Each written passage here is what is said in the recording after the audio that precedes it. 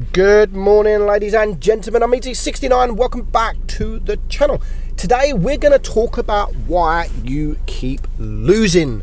Why do you keep losing your games? Why isn't your win rate going up and you're just getting so frustrated because of it? Now, not all of it. I know what you're all going to say. I know exactly what everyone's going to say. You're losing because of your moron, stupid, idiot teams that have no idea how to play. Yes, that is a big part of why you're losing. But sometimes you can do your bit as well. Sometimes you can do your bit as well. Just because, I mean, I've seen games get carried by one or two players quite comfortably.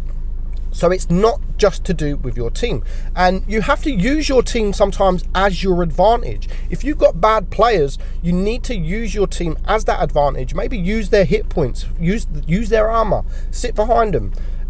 Make the tanks look at them instead of you, just like our guy here is doing now. The Progetto is up the front while he is sitting at the side, not getting focused, and he's doing some damage. So you don't just lose because of your shit team.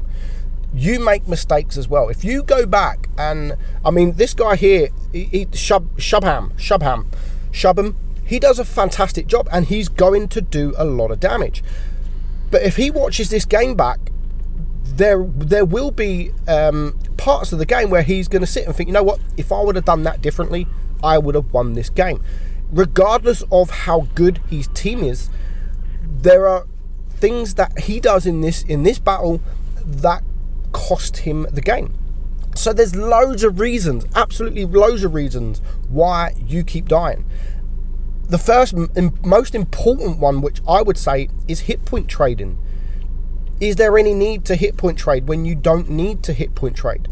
Sometimes at the beginning of the game, if you're in a medium coming up against another medium, most players will look at that and think, you know what, my DPM's better, I'm just going to go 1 versus 1 and take him out. Yes, you may take him out, but you're going to lose most of your hit points, and you've got to now spend the rest of the game with not a lot of hit points. So don't hit point trade. Hit point trading is the most, for me, is one of the most important things in winning a game. Save your hit points. If you can, reserve your hit points until you need them later on, because you are going to need them later on. I've only seen a handful of games where someone does big damage, someone carries the game, and that's still full hit points.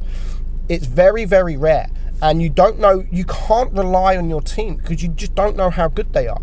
Sometimes you're going to have a good team, sometimes you're going to have a bad team. But again, the most important thing is just don't hit point trade. I mean, he gets lucky there. I know he takes out the grill, but he saw the grill looking at him. Was it worth the risk?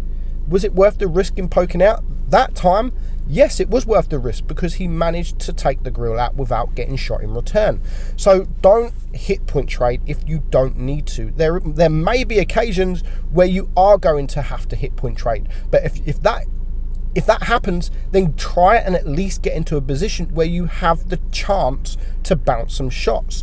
Even if you're in a tank with no armor, Leopard 1 for instance, if you come up a tank, say the T62, yes, you might just out DPM it, and the T62's got troll armor, but just do everything you can to try and generate a bounce. Wiggle yourself.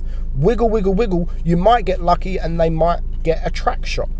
So again, for me, hit point trading early on when you don't need to, save your hit points. If you save your hit points, there'll be so many battles, so many more battles you're going to win.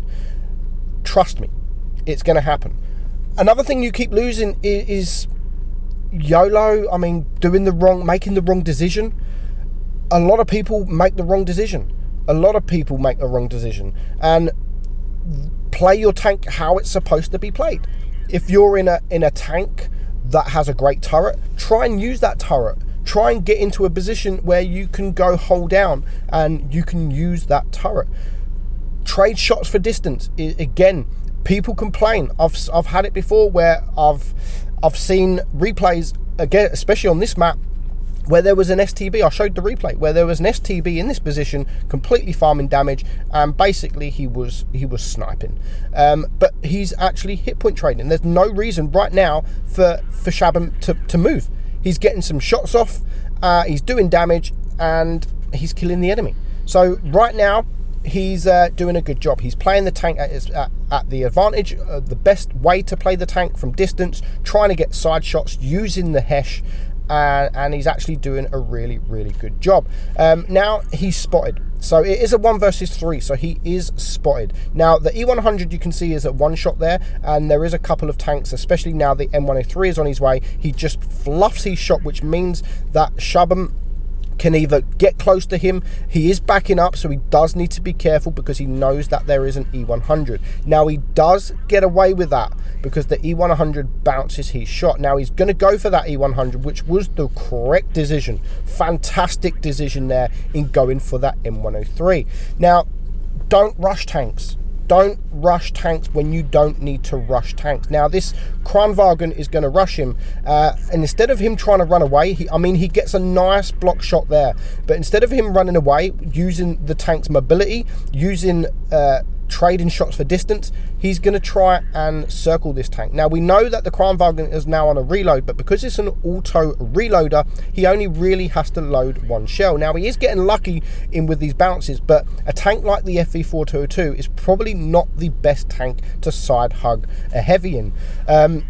So I would have run away. I know there's still a minute left on the clock, but if you're able to get around, and because of the position he's in now, he's just unable to circle this guy, and because of that, he is going to lose. So, but still a fantastic battle. Just the mistakes that he made in right at the end there cost him the game. So he might look at that and think, why did I do that for? Why? There was no reason for me to do that. I still had a minute left on the clock. Using the Hesh, that damage goes down pretty quickly. Now, there is another reason why people keep losing the game, and that is the game mode. That is the game mode. Yes, supremacy mode. But on the other hand, you could also win games because of supremacy.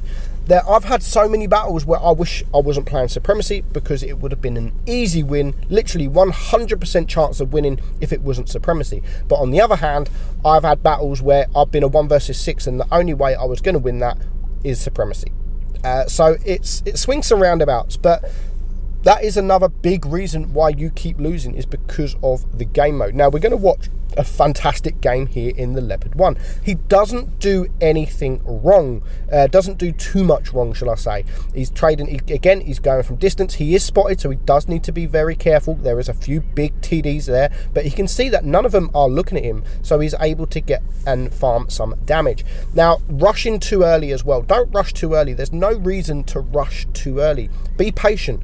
Again, that is in the top 3 reasons, I would say in the top 3 reasons why you keep losing, because you get impatient. Be patient. That's something I'm not. It's easy for me to say it, but it's something I don't do, and I'm happy to admit I don't do it. I get impatient, especially if I'm driving a TD and I sit at the back of the map. I'll sit there for like 20 seconds and I'll get so bored, I'll just end up moving. And because of that, I've lost the game so many times because of it, where if I would have just sat there, been patient, I would have won the game.